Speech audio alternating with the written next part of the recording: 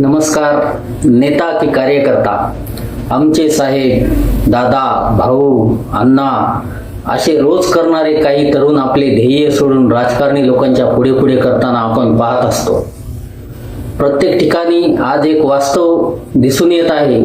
काही तरुण स्वतःला नेते म्हणून घेतात, पण प्रत्यक्षात ते एखाद्या मोठ्या नेत्याच्या सावलीत वावरणारे कार्यकर्तेच असतात.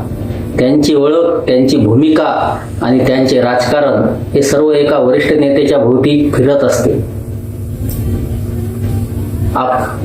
अशा व्यक्तीची स्वतः विचारसरणी नसते, स्वतःचे राजकीय ध्येय नसते आणि स्वतःचे नेतृत्व उभे करण्याची हिंमत नसते.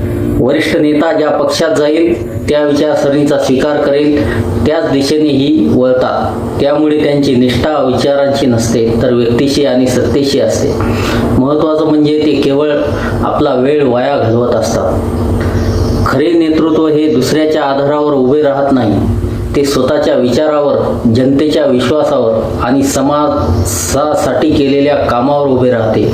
जे स्वतःचे स्वतंत्र अस्तित्व निर्माण करू शकत नाही, ते जनतेच्या प्रश्नासाठी कितपत ठामपणे उभे राहतील, हा विचार प्रत्येक मतदाराने करणे आवश्यक आहे.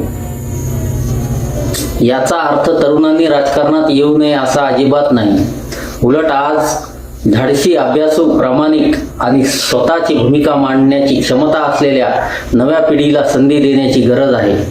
घराणेशाही, गटबाजी आणि व्यक्तिपूजेला पर्याय म्हणून विचारावर चालणारे नेतृत्व घडले पाहिजे.